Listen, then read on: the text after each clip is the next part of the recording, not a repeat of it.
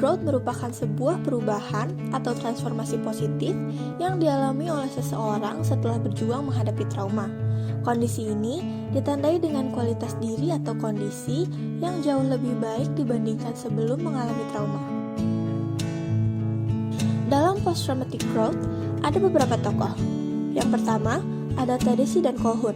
Menurut Tadesse dan Calhoun, post-traumatic growth adalah suatu perubahan positif seseorang menuju level yang lebih tinggi setelah mengalami peristiwa traumatis.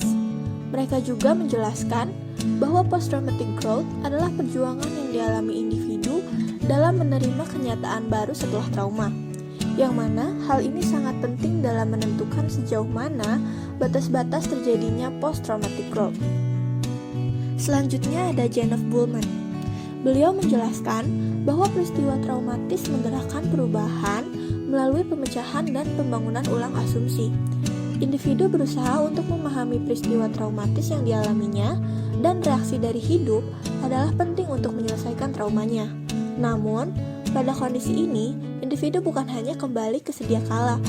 Individu juga mengalami peningkatan dalam segi psikologis. Selanjutnya hasil riset.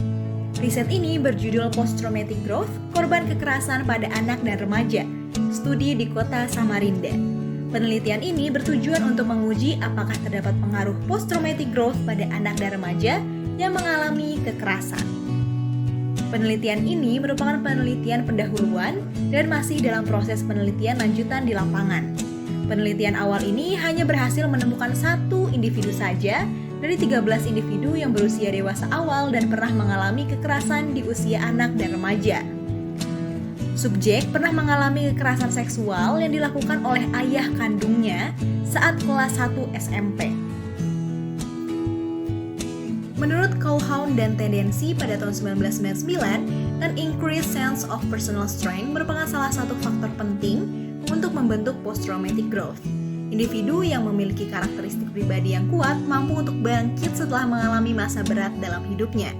Duan, Guo, dan Gan pada tahun 2015 juga mengungkapkan bahwa threat resilience juga mempengaruhi proses post-traumatic growth pada diri seseorang di samping nilai-nilai kebajikan dalam diri individu. Kejadian tersebut membuat subjek merasa trauma, ketakutan, dan kebencian pada ayah kandungnya, dan keinginan untuk pergi sejauh mungkin dan tak berkumpul kembali dengan ayahnya. Di awal kejadian, subjek selalu menangis dan bertanya pada dirinya, mengapa harus dia yang mengalami dan mengapa harus ayahnya? Perasaan jijik membuat dia merasa tidak berharga. Proses waktu dan tempat baru membuat dia mampu untuk menata kembali hidupnya meskipun membutuhkan waktu yang cukup lama dalam berproses. Selanjutnya, saya akan membahas 5 aspek-aspek post-traumatic growth menurut Tadesse dan Calhoun dalam Ramos dan Leal pada tahun 2013. Yang pertama, ada penghargaan terhadap hidup dan perubahan prioritas. Secara berkala, individu mulai mengubah prioritas yang sebelumnya penting. Dengan demikian, untuk peristiwa-peristiwa tertentu, subjek mulai memperhatikan hal-hal kecil yang sebelumnya dianggap tidak penting. Yang kedua, ada hubungan dengan orang lain atau relating to other. Hubungan yang dimaksud di sini merupakan hubungan yang mengalami perubahan, seperti hubungan yang lebih dekat dengan orang lain. Seorang individu mungkin akan memperbaiki hubungan dengan orang lain seperti keluarga dan temannya. Ketiga, ada kekuatan dalam diri atau personal strength. Menurut Tadesse dan Calhoun dalam Fathiah 2016, personal strength adalah apabila individu mampu mengatasi trauma dan akan bangkit menjadi individu yang lebih kuat, percaya diri, terbuka, empati, kreatif, dewasa, dan memiliki rasa kemanusiaan. Kekuatan dalam diri seperti optimisme juga lebih baik bagi kesehatan dan kesejahteraan individu dibandingkan dengan pesimisme. Keempat, ada kemungkinan baru atau new possibilities. Kemungkinan baru mempunyai andil yang cukup besar dalam post-traumatic growth. Karena ketika individu dihadapkan dengan risiko hidup negatif, maka individu akan mencari kemungkinan-kemungkinan baru untuk dicari jalan keluarnya. Menurut Tadesse dan Calhoun pada Fathiah 2016, kemungkinan baru merupakan keinginan individu untuk merubah tujuan hidupnya dan menjadi individu yang fokus pada keadaan di sini dan sekarang.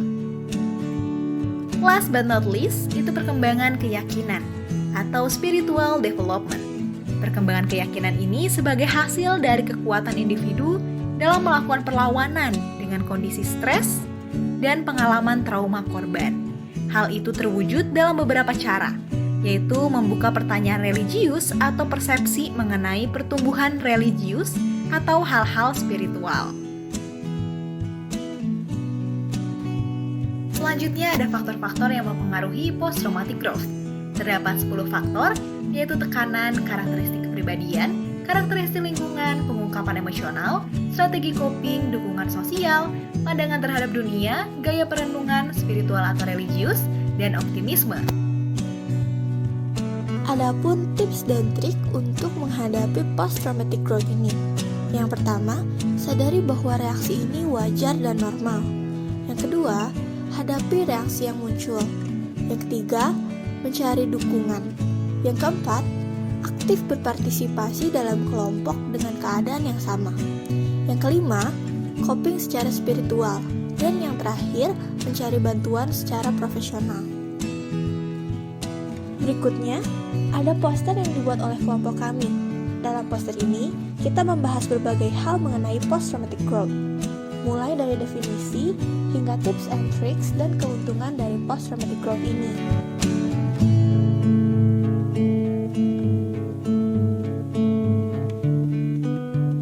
Sekian presentasi dari kelompok 2. Wassalamualaikum warahmatullahi wabarakatuh.